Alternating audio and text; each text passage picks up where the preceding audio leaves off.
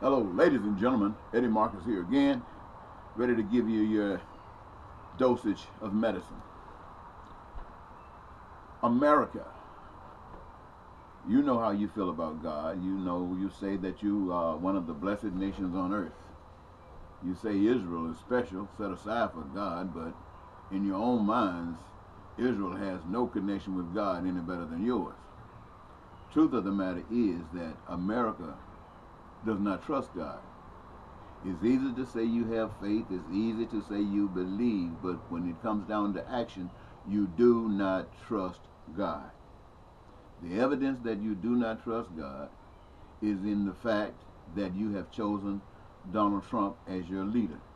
Someone who you refer to as the lesser of two evils. You said that he was evil, but he was just less evil than the opponent. And so you voted for evil. Those of you who have no connection with God, and those of you who are constantly in church giving tithes and offerings, talking about God, gave you Donald Trump. Now, what does that mean? That means that you are filled with hate, because Donald Trump is filled with hate. That's part of his evilness. It means that you are a bigot, because Donald Trump is a bigot. It's part of his evilness. It means that you are racist, because Donald Trump is racist. It's part of his evilness. And he is very selfish. That means that you are selfish, because that is a part of his evilness. And all of these things that I just articulated about Donald Trump is replicable to you, and yet you say you love God. Your leader, those people who are nations that usually have worked with you, claim to be your friends, work together to maintain a certain status amongst the world.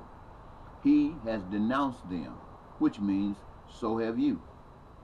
And he's gone over and dealt with dictators like in Russia, like in China, like in the Philippines, like in North Korea, and called them his friends, how they wonderfully can work together.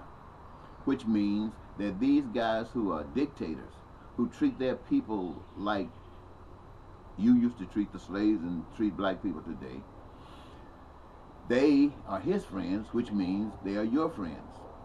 And the selected or elected Congress, the Republicans that you call your representatives, support everything that he does. And in silence they say they don't, but they won't vocally articulate anything against him because they are afraid of him, because of what their representation to the system is. Their representation to the system is not to you, the people. It's for money. But they need your vote to put them in office so they can get the money. Now that means you don't give them the money. You pay their salaries, but the money comes from those who they work for. And they are the corporations. They are those who are benefiting from the system. Now, here's the sad part about it. There are those here in Minnesota, and I'm sure in other parts of the country, who are doing everything they can, fighting for $15 an hour wage.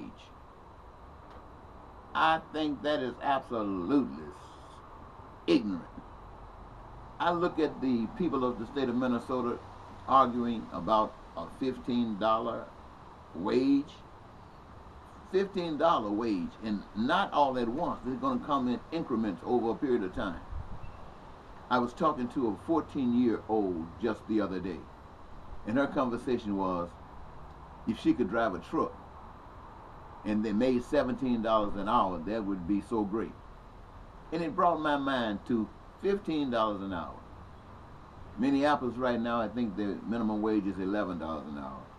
How in the world can you reduce or demean your service to life to a wage of $15, $11, $17 an hour? The only way you can do that is because you do not know who you are. You remember Enron? You remember those people who bought into the scam, this Ponzi scheme, thinking that they were going someplace, and were being abused and exploited all the while? That is the same identical thing that is happening to you today, all of America and the rest of the world. But you don't see it. You cannot see it because you've been programmed to believe that this is the best way, that you got it better than any other nation on the face of the earth. You've been programmed to believe that, and you literally believe it. And so when the Spirit of truth comes to me and say, remind them that I am the creator of the universe and all that is within it, on it, or above it, whether it's seen or unseen, remind them that I am the creator of them and their ability to do this and to do that. And whatever their ability is, I designed that for them. So when they apply it, it gives them their greatest reward.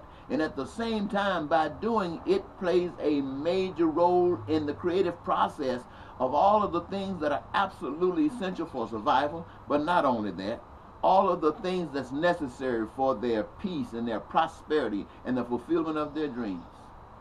And so I come to you and tell you that, but you can't trust that. Barack Obama gave you what they call Obamacare. Many of you got a chance to get health care like you've never seen it before.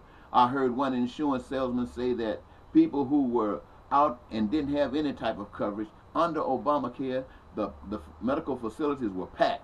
That means that people were getting health care. Over time, people complained that the cost to receive this health care was too great.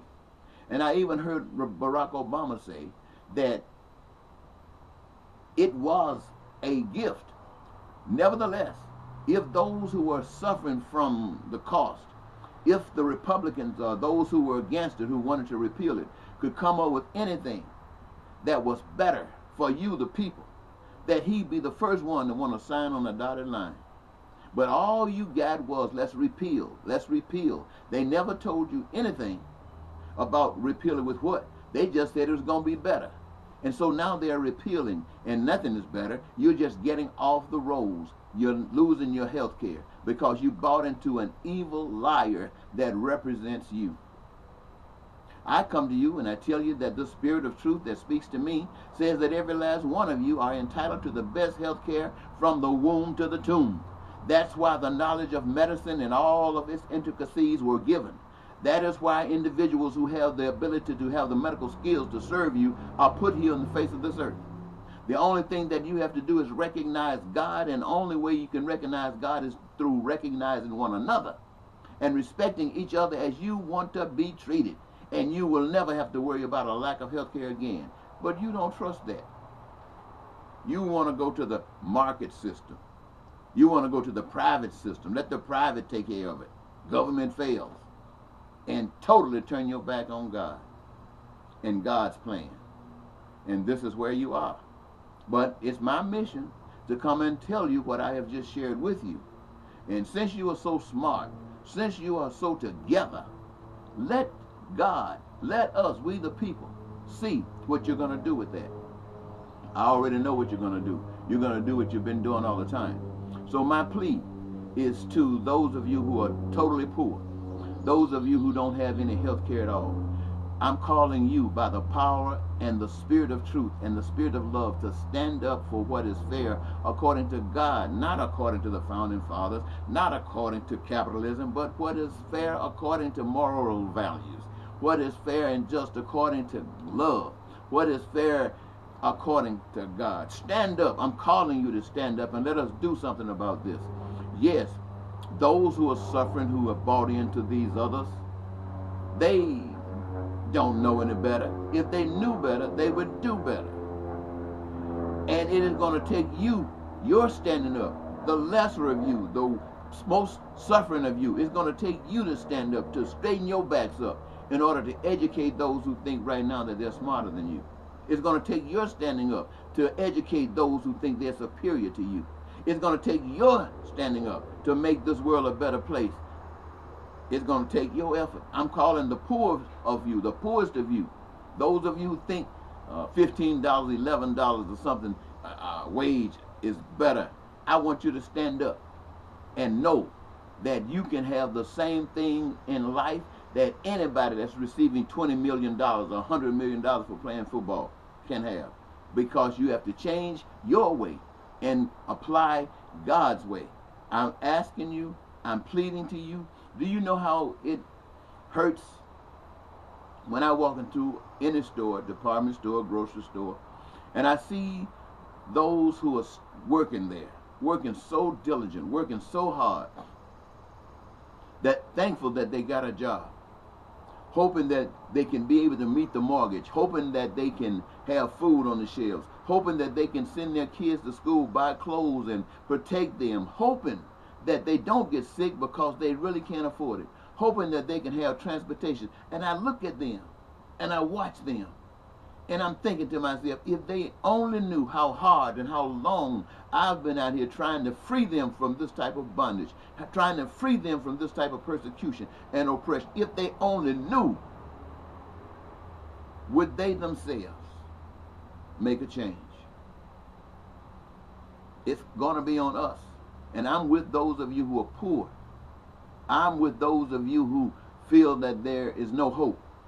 I'm with those who are traveling across the seas on boats and anything they can, trying to get away from oppression and persecution. I stand with you. Those of you who are hurting the most, I stand with you. God doesn't love you any better than he loves the rich. It's just that you need God right now more than they do. And so here I am in the flesh with the voice and action. But we got to do it together. I cannot do it alone, and God will not do it if you reject him. I want to thank you so very much for giving me this your time. This is your dosage of medicine for today. Bye-bye.